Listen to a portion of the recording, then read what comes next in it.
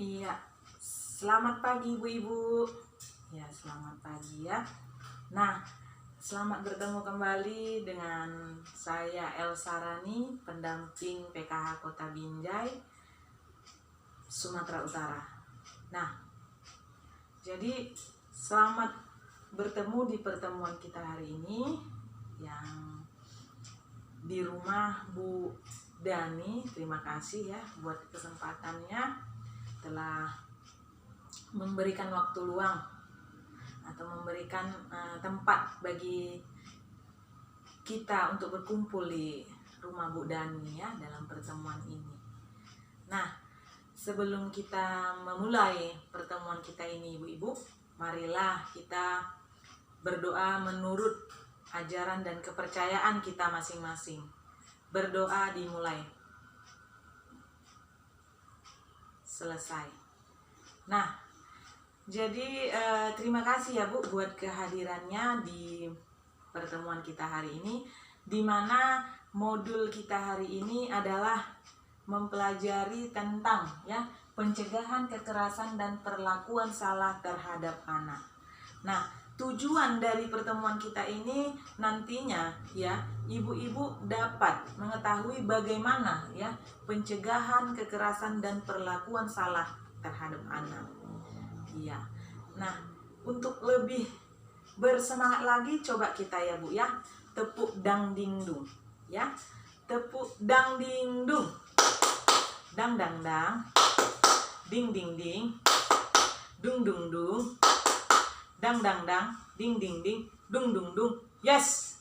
Iya, tepuk tangan lagi ya. Nah, bagaimana Bu perasaannya? Iya, sangat semangat lagi ya. Iya, jadi jangan bosan-bosan ya Bu Eka ya. Nah ibu-ibu sekalian sudah pernah belum mendengar apa itu pengertian anak? Ya, pengertian anak. Nah, menurut Undang-Undang Nomor 35 Tahun 2014, pengertian anak adalah setiap yang berusia di bawah 18 tahun. Iya, jadi yang di bawah 18 tahun itu dikatakan anak. Nah, itu wajib dilindungi ya ibu-ibu ya. Iya, sangat wajib dilindungi. Nah, dan juga ibu bertanggung jawab sama anak-anak ibu tersebut. Nah, kemudian ya di pertemuan ini kita juga membahas ya Bu mengenai klaster anak. Klaster anak. Nah, klaster anak itu kita lihat yang pertama ya, ada mengenai hak sipil atau kebebasan dari si anak. Yang kedua adalah hak di lingkungan keluarga. Nah, yang ketiga adalah hak kesehatannya. Yang keempat adalah hak pendidikannya. Yang kelima adalah hak-hak perlindungan khusus. Nah, jadi seperti itulah mengenai klaster anak. Namun hak anak dalam bahasa kita sehari-hari ya Bu ya. Hak anak itu bisa dilihat seperti hak dia untuk dilindungi, hak untuk disayangi, hak untuk diberi kecukupan dan gizi. Nah, itu juga dikatakan hak anak. Nah, kemudian di pertemuan ini juga kita membahas mengenai jenis ya dan contoh daripada kekerasan dan perlakuan salah terhadap anak. Jenisnya yang pertama yaitu jenis kekerasannya yaitu kekerasan daripada fisik. Nah, fisik itu dia berbicara tentang apa ya Bu ya? Nah, fisik itu dia berbicara tentang yang menyangkut kepada tubuh. Nah, bisa dia dicubit, ditendang, dipukul. Itu kan berdampak nantinya ya Bu, dia menjadi terluka. Kekerasan yang kedua dan perlakuan salah yang kedua contohnya kekerasan fisik, psikis ya. Psikis itu contohnya seperti apa Bu? Ya, dengan ibu melototi, ibu besarkan bola mata ibu terhadap anak karena saking kesalnya, tidak mencakapi anak atau tidak mendiamkan anak, ya, yang bersifat kepada psikis si anak, ya. Nah, kemudian ada kekerasan seksual, ya, kekerasan seksual, misalnya anak mendapatkan perlakuan yang tidak senonoh, bahkan sampai diperkosa ya Bu ya. Nah itu merupakan kekerasan yang sangat-sangat menjatuhkan harkat dan martabat anak ya Bu ya. Jadi sangat mengerikan memang anak-anak yang masih balita lagi ya Bu ya, wajib kita jaga. Kemudian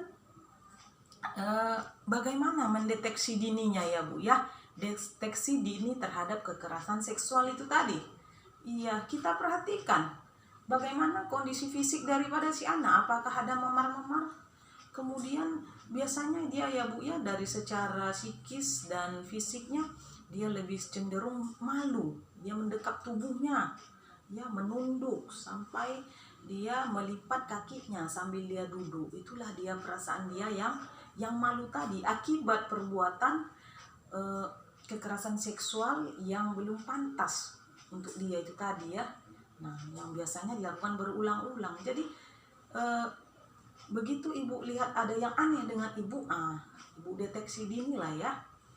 Nah, sekarang bagaimana kita mempraktekkan cara pencegahan ya kekerasan dan perlakuan salah terhadap anak tersebut ya Bu ya. Boleh dari lingkungan keluarga dan masyarakat. Yang pertama dulu ya Bu ya, dari lingkungan keluarga. Bagaimana Bu? Iya, kita harus mengembangkan tumbuh kembang anak ya.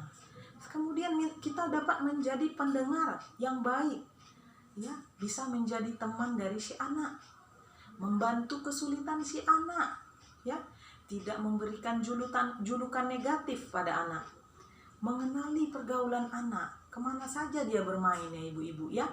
Nah, jadi coba diperhatikan lagi anak-anaknya, mengikuti perkembangan informasi teknologi. Nah, sekarang musim HP, anak-anak bebas mengakses yang namanya YouTube.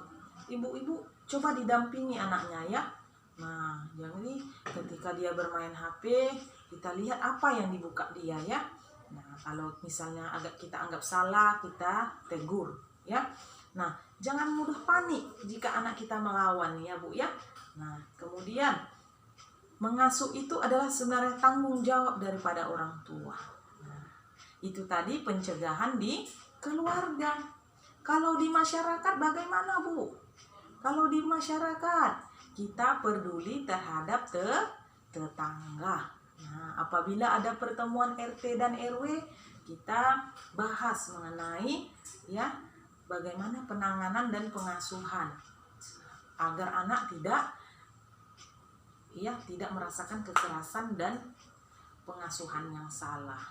Nah, jika kita lihat ada ya anak-anak yang mendapati kekerasan ya, perlakuan salah di dalam keluarganya, kita dapat menghubungi ke pihak yang berwajib. Kita hubungi dulu kepada kepala RT atau RW. Nah, kemudian kita melapor ke polisi juga bisa. Nah, jadi untuk itu supaya kita lebih semangat lagi Bu, mari kita tepuk semangat ya. Oke, siap Bu Dani dan Bu Eka? Tepuk semangat. Semangat, semangat. Semangat, semangat. Semangat. Iya, tetap masih bersemangat ya. Nah, kemudian ya Bu ya, dalam ya pencegahan kekerasan dan perlakuan salah ini tidak hanya kepada anak-anak yang normal ya, secara fisik dan secara psikis. Kita juga menangani terhadap anak-anak yang istimewa. Yang dikatakan anak istimewa ini adalah anak-anak yang berkebutuhan khusus. Ya, contohnya dia tunarungu, tunawicara, tidak dapat melihat, ya, IQ-nya lemah. Nah, jadi anak-anak yang seperti itu rentan dia, ya, sering dia. Atau orang lebih mudah untuk menyakiti dia, ya Bu, ya. Nah, kemudian anak-anak yang seperti itu membuat orang lain gampang untuk menjangkiti dia. Bagaimana cara pencegahannya? Nah, mungkin dimulai dari keluarganya dulu ya Bu ya. Ya, dari keluarga bisa keluarga itu mengenalkan kepada lingkungan bahwasanya dia memiliki anak seperti itu, dia tidak malu ya. Nah, tidak malu. Jadi apa kondisi daripada anak tunjukkan ya kepada orang lain. Nah, kasihi dan sayangi dia seperti anak-anak yang lain. Berikan dia haknya, ya. Kalau misalnya ibu-ibu dekat rumahnya dengan sekolah luar biasa, ya, untuk dia yang IQ lemah bisa disekolahkan dia di situ, ya. Kemudian untuk dia yang tidak dapat melihat, dia bisa mempelajari huruf-huruf braille, ya, sehingga pengetahuannya juga bertambah. Nah, dia juga seorang anak, ya, yang berhak mendapatkan, ya, haknya dari orang tuanya. Nah, begitu juga cara penanganannya ya seperti itu ya Bu, ya. Ibu memperkenalkannya, ya, kepada lingkungan di sekitar ibu. Nah, di keluarga juga dia diperlakukan sewajarnya. Nah, jadi begitulah isi dari pertemuan kita hari ini. Semoga bermanfaat bagi ibu-ibu semua, ya, supaya ibu-ibu dapat lebih bersabar dalam mengasuh dan mendidik anaknya, sehingga terhindar dari kekerasan dan perlakuan yang salah. Demikianlah modul perlindungan anak kita hari ini. Kita akan berjumpa di pertemuan selanjutnya. Sekian dan terima kasih.